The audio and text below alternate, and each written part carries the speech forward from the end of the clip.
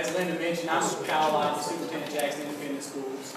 I have with me today our DTC and Innovations Coordinator, Mr. Jeff Coots, and our Supervisor of Instruction, DAC, and everything. Both of these two individuals do a lot of things at Central Office, and Dr. Stacy Lynn. They're going to be doing the bulk of the presentation. I'm just here to kind of introduce and then hand it over to the real experts. So Mr. Coots is going to get us set up, and I'll try to, I may yell so that we can get the screen in there for the video conference.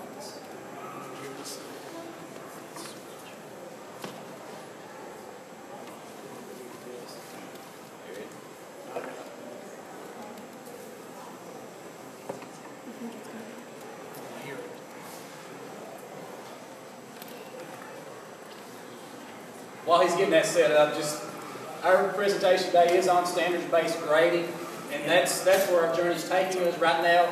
We're at the point of standards-based learning, and the reason we've chosen to start out this way is when you start talking about standards-based grading, instantaneously you've got negativity to that. When you say this is how we're changing grading, you run into IC issues, you run into Keys money issues. It's just, there's so many people, and you'll hear and see some videos in here, testimonies to that the grading provided negativity, whereas if we just focused on the standards-based learning, we receive the instructional benefits from it, and we make sure everybody gets to that point where we can teach the standards, assess the standards, remediate and move forward before we go into, hey, your grades will reflect these standards, which truly they will reflect these standards. We're just not doing the scale. We're not bickering and fighting over a 1, 2, 3, or 4 and what those mean in a 100% scale. So that's the reason why right now in this journey you'll see standards-based learning. Let's go back. It works. He's checking the video out for us.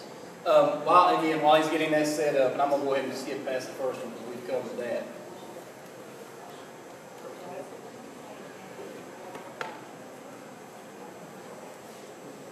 He's also going to talk about personalized learning and technology, so that's his forte. If you want to go on to the next one, Mr. Coots. And like I mentioned, we're at the phase now in this journey that it's standards-based learning because we didn't want to fight that negativity, and I've been through that as a principal, and some of these individuals have been through it as classroom teachers, and just seeing that we want to get to that point, but right now we want to get to the positive instructional things from it. I'll tell you what we'll do. For some reason it's quicker, but that's not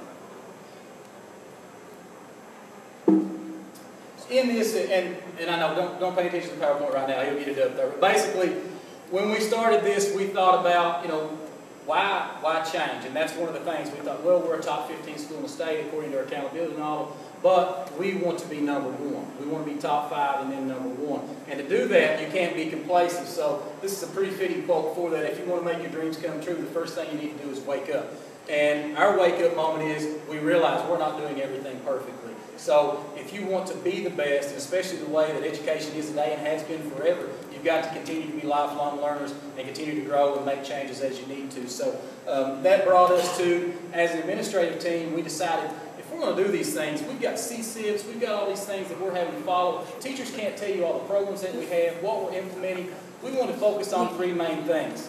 And those were to be data-driven, focused and intentional with everything we do, and to utilize innovational strategies to meet the needs of all students. And with those, everything we're doing, every grant that we're doing, it needs to fit into those 3 big rocks. If it doesn't fit into those 3 big rocks, we're not doing those. And when you talk about standards-based grading, what could you find that's better data-driven and focused and intentional? And certainly in order to meet the needs of all students, you've got to know where those students are. And standards-based grading will help you assess that. And again, at that point you can remediate, or you can go on and give them work moving forward enrichment activities. But these were our focal points, and these will probably continue to be our focal points into the 15-16 school year as we continue down this journey. But just know that our district, when we looked at this, we wanted to narrow that focus to where everybody in the district could say, hey, here are the things we're focusing on. These 3 big rocks are going to take us to our mission statement, which I'm going to turn it over to Mr. Coots, and he's going to elaborate on that. Thank you. Okay, and so what we did was we actually came together using our 3 big rocks and placed it into a statement. A statement that basically says, the Jackson Independent staff will use data and innovational strategies to produce successful citizens that are both college and career ready. And that's our goal. And everything we do, as Mr. Lively stated, we are focused on those goals. And so, with every step or every journey that we do, you have to take that initial first step. And so in that, we actually started last year. And what I mean by last year is at the end of the school year, our teachers came together using data that our Gear Up specialists and myself compiled over the last 3 years and analyzed that data so that we could make modifications to our instruction for the upcoming year. They looked horizontally and vertically. So that way they got to work in small groups, they could have discussions that was needed, but it was the start of what we want to look at, which is, of course, standard space. And we always kept the student learning in mind. And what I mean by that again is we want to make sure that what do the students know? Are we teaching it effectively? How do we know they know it? And then how do we come back and make sure that we have got those students that need that extra help? And so that's why standard pays. And so we got to be. Grades are a reflection of what the students are learning, but I don't always think they paint a true picture of what the student can do. So when a student goes into the real world, they need to know what they're doing. If they go into a workplace, they need to have the skills that they need to do their job. Grades don't always indicate what skills they have. So I feel that we need to make sure that our students are achieving the skills that they need, not just achieving the grades. The students are definitely going to know their material if they work hard and that they actually want to remediate and take the time upon themselves to improve. And I think that's the fundamental idea behind the standards-based method, is that the student should know the material in order to move on. I would rather see goals met, standards met. This is where you are, this is where I want you to be. This is what you need to learn. And we're going to try every different kind of activity we can until we find out what works best for you. And we're going to keep building on that. And if it changes more, then it's going to change more. People are not static objects that never change. And some days that light bulb comes on and we don't need to do it this way anymore. Now we can step it up and do it this way. Or maybe you can even do it on your own a little more. So I think in elementary we have to really look at standards-based. We can't look at scores or even content. They've got this content. They may have it today, and 2 weeks from now, oh, what was that we did? They can't remember. So you're constantly reviewing in elementary those standards. It's not like ISS and it's old. I learned more in my standards-based pre-calculus class than I've learned in any other math class throughout high school, because it was hard. It was really, really hard. Being able to remediate was a great help, and I thought that it was kind of an easy way out. Oh, I don't have to study for this test. I can just remediate. But that's not how the system works. And so, from that, and from our goals, that's why we've chosen standard space. We've actually implemented standard space at the high school a couple years ago, and you're actually going to see some of these good things and bad things, but with everything that you do, you're going to have to take those extra steps, and you're going to have to say, hey, yeah, I failed this time, get back up, and try again.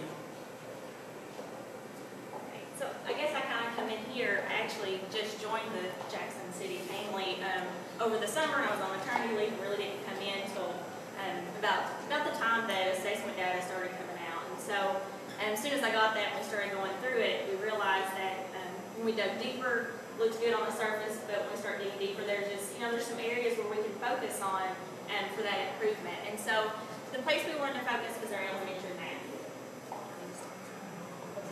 It was for our elementary math. And so, based on our K-Prep data, that's where we wanted to focus. And the way we wanted to do that was using the standards-based grading.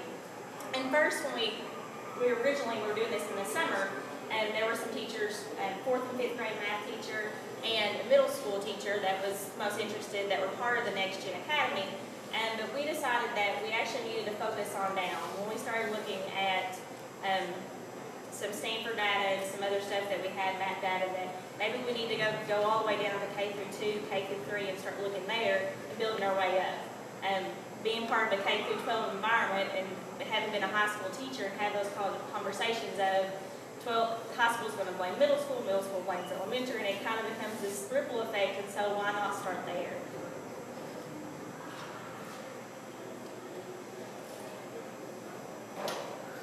I think the biggest problem is that sometimes there is a great disparity between the grading scale.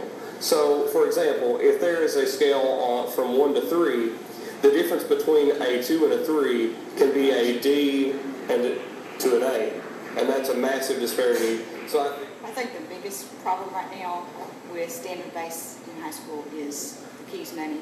Because if you look at the way they're scoring, which I like the standards-based because this was the part that my son didn't understand. Let's go back and focus just on that part, which I like the concept. But when it came to getting a grade, if you missed 1, that was a D. If you missed 2, that was an F. So, you know, you had to get a 3, and a 3 was an A+. 3 was 100. So there was no B's or C's in there. As far as keys money and looking at scholarships, that was the obstacle.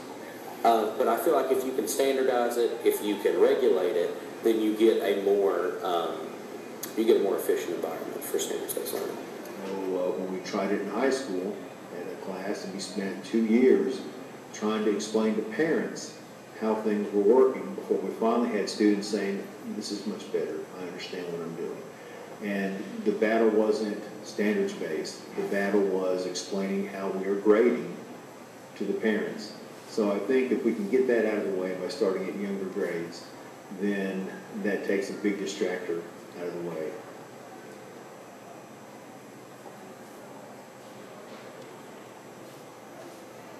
And so I don't know if you noticed there, but that was our kindergarten teacher, a second grade teacher, and our principal, who all had children that were in the high school classroom that did standards-based grading. So they're kind of sharing the information about, you know, Mr. Yount speaking about the conversation he's having with parents, and we want to have the conversation of this is what your child knows and this is how we're trying to get them there, but instead it was this 1, 2, 3, 4 conversation. And then you have the kindergarten teacher and the second grade teacher that I'm getting ready to go to a meeting to and say, hey, we're going to do standards-based grading, what do you think about that? And so we had to figure out, again, we talked about this learning, how are we going to go about it? And so we really wanted to focus on standards-based units, kind of focusing on the CASTLE model. And we talked a little bit about this in the fall. And basically kind of taking it to the teachers from the matter of building it, going with our first unit. We met in November, and what's a unit that's coming up in December? We're going to figure out what our targets are, get focused on our targets. What type of formative assessments are we going to give? How do we know when a student gets it? And if they don't get it, how can we let the student analyze their own work, go back, reteach, and go through this for 3 or 4 weeks, finishing up that unit, and then we'll meet again. And we did that. And our fourth, fifth grade math, she was really interested in it, but she'd already bought into it. She already kind of owned it. She wanted to do it. K through 3 liked it, but they still were just kind of thrown up in the air. Of course, they wanted to do anything they can to help their students, but they just didn't know if this was the right place to go. And so, you know, the question was kind of this: do we put the cart before the horse? Were we throwing too much information at them at once?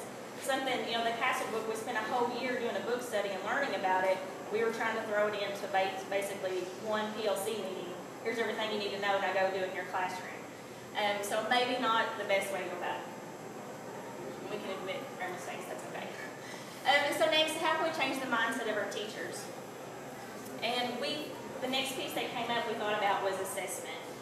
And why not assessment? Where did this idea come from? We were going through an ARI tech visit, and we started talking with them about something they were doing at their school, K through 2, looking at an end-of-course assessment. And what was good about that? Why do we want to give another assessment? We give math, and that's what our teachers were going to ask, and I said that our teachers are going to say, why give another assessment? And then they explained to us why and what their teachers thought about this, and it was a matter of they got to dive into their standards. They got to figure out that they were teaching money when they should have been teaching money, or they were still doing certain activities maybe when they should not have been doing those activities because 3rd grade does them, or maybe 1st grade does them now, so we no longer do them in 2nd grade. And we just felt like that maybe our teachers had not had that conversation at this point. You know, new math standards have been out for 4 years, and how we revisit them, we rolled out the standards, we took those documents, we did that 4 years ago, but people have moved grade levels, and so we wanted them to build their own end-of-course assessment, essentially. built by teachers. And so what you're going to hear is what they've come up with. And we just started with math. And you're going to hear from our kindergarten and second grade teaching on that.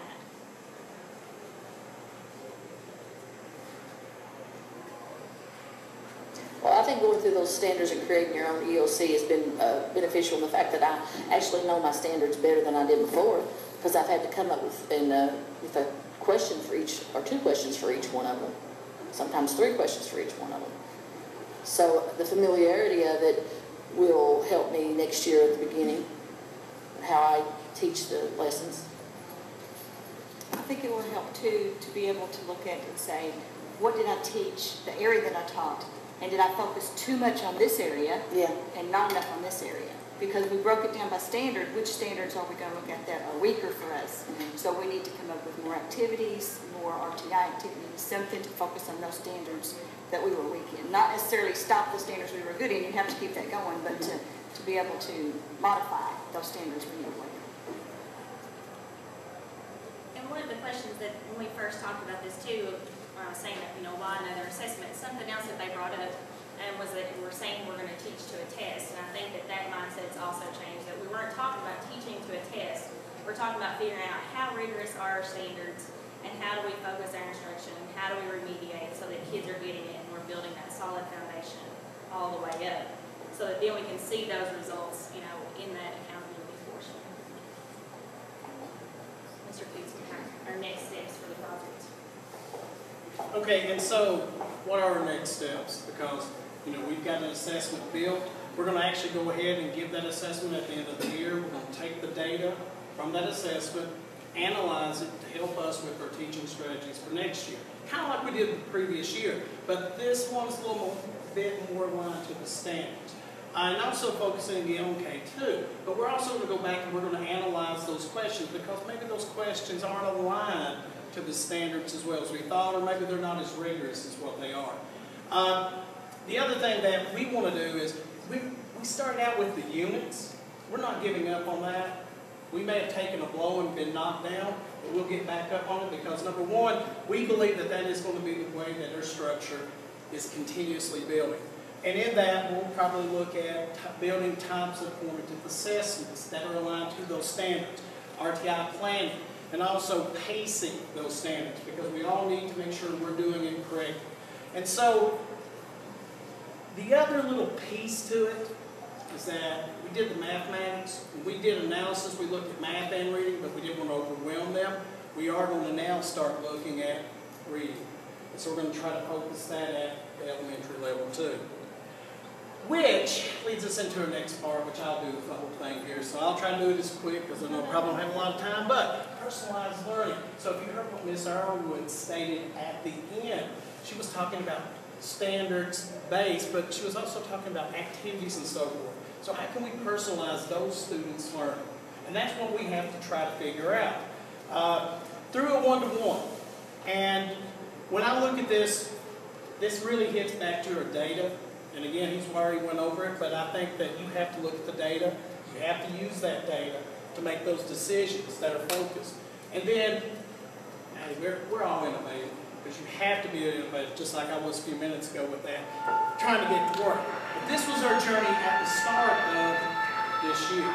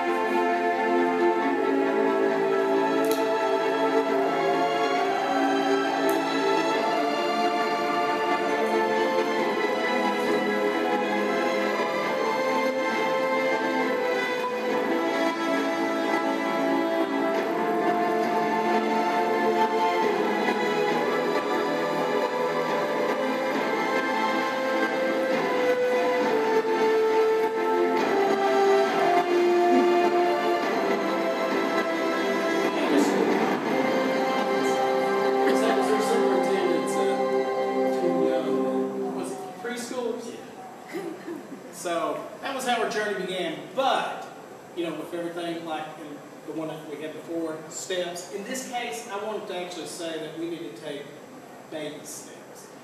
Because when you start looking at personalized learning, there are a lot of challenges to overcome. And to me, one of the biggest challenges is this statement. Many people, in this case, many technology-based approaches to personalized learning amount to nothing more than tailoring or personalizing reading text to students of different ability levels, rather than personalizing a mixture of activities that give the students a richer and more meaningful experience. And I think that's the thought that we have with technology. And that's really one of the things that really touches me, because one of my beliefs and our district's belief also is that technology is not the solution, but it can be a tool that can be used to become a solution. I think I'm brain dead. But our first big step is to get our teachers, get the tech and the teachers. And that's how we thought. Because if we just said, hey, we're going to go full blowout, of course we couldn't because we don't have the funds, but if we could, is that going to have the meaning? And that's the problem, because have we really got the teachers on board? Do we have the students? Do we have the parents and so forth? The administration, because we all need to be on board, but we also need to provide things. And some of these things that we need to provide are the trainings. And putting in a support system, because every time I've been to trainings, if I don't have something to go back to, it's kind of done. And you may have heard that, and you may know that. I mean, that's just the truth. But if you're going to try to push out some type of personalized learning, and it is through tech, you need to have that support system in place. You need to seek out help, because there's a lot of people out there a lot smarter than me that have done things, especially if you saw in this conference, that have done amazing things. And we could easily do that. And then maximize what you have, because yes, we got Mondo pads, we got iPads, we got all these devices, but we also have things that are sitting on the shelves. How can we maximize those uses? And then, of course, the big one for us is right now is because E-rate's out. We haven't been able to apply for E-rate, but we are applying for it this year to upgrade our wireless. Because without an infrastructure that's in place, or devices that are in place, one-to-one will not happen. And so, again, get the technology in the hands of the teachers. At the beginning of this year, we were lucky enough, we had a grant from the previous year about pure observation. And I talked to the state and got them to rechange it a little bit and allowed us some flexibility. And we got, I think it was 12 iPads and 11 swivels. There are 11 people here, but 12 people actually applied for the grant. Or actually 12 people got the grant. And what our goal was, they had to apply for it. And the reason we wanted people to apply for it is it was more meaningful. They bought into it because they had to write an activity, or I guess objectives that they had to meet. But the other part, the swivel, was part of TPGS, because you have pure observations and being able to do all those things. But they use them in more creative ways too, because we've got students that are using them in presentations. It's easier, like right now, this is videotaping me, than having another student do that, or a teacher come in. They can do link sessions, so they can actually have that little push together to help each other. But that was only one part. Of course, we were lucky.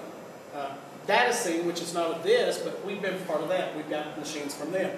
The next gen classroom teachers got Mondo pads, and of course the laptops, and of course one-to-one devices, which help us move towards that. We were also partnered with Europe out of, I think, Berea, and we have devices there. So we've got a lot of devices, but we need to maximize those uses and provide trainings and support. And so one way that we've done this, well, a couple of ways, is of course we've had large group instruction, we've had small groups, and then of course personalized. And iCurio, which just came out, has been a real big push, because I wanted to work in our district because it has a lot of resources that can help with personalized learning. And this is how the teachers have changed just this year. I think from what I've seen, the innovation, while it improved so fast, I see it more integrated, and I know this sounds silly, but it's more transparent, but at the same time it's more obvious. Well, we acquired 2 of the Mondo boards, and I had an opportunity to use that a couple times. just using more technology as far as computers and the internet for different history. Sometimes I guess could get boring to some of the students, so I try to liven it up with the use of projects, do more project-based this year than I did last year. In our social studies class where we were studying Australia, we got to go on Skype and talk to a person who lives in Australia, and that was an amazing experience. One of the things that I'm doing with the iPads is I'm documenting children's progress. So I'm taking a lot of pictures that I didn't have last year. So I'm looking at their development through those pictures and videos, which is wonderful because you miss so much when you're trying to watch them take notes, and keep the classroom working and everybody on task. Since we've had more technology, I've been able to let the students film themselves so that I'm not filming them, so that I can watch and score according to their rubric, their projects and how they do, and it kind of makes it easier for me. And then if I don't have time to get it all scored, I can go back and view the videos or look at the pictures that they take, and it just kind of helps me be more fair with their grading. Even I can go back and watch those videos. So. Okay, and I'll be real quick. I know time and so forth. So we changed our school structure, and I can go through that. We've actually believed, and you can look at the slides, that we need to start earlier. And what we have is started earlier at the younger level, but we are also pushing it through all the innovation, which ARI has actually got, and also through the other things that I've talked about. We've also upgraded our infrastructure. We're applying for E-rate, and we're always seeking out new tech. Now, one thing is that we also believe that personalized learning is not just for the students, and I'll skip the video just because of the time constraint, but I would have one at the end, so I have to do that. I have to do that. Okay, so, but we do believe it's important because those teachers that come back to us and say, we have these large groups like this, and it's not personalized to me. We preach personalization, but we don't do it ourselves. So how do we make sure that personalization happens? We do it. Some of the ways we do it starting out is we actually have a survey out that will be going out here very quickly, and it will collect data on the personal needs of each and every one of our teachers, and we'll use that data to help us modify our instruction or our PD for them also. And of course, the next steps, I'll skip that because I just want to get to this. Together we can make a difference.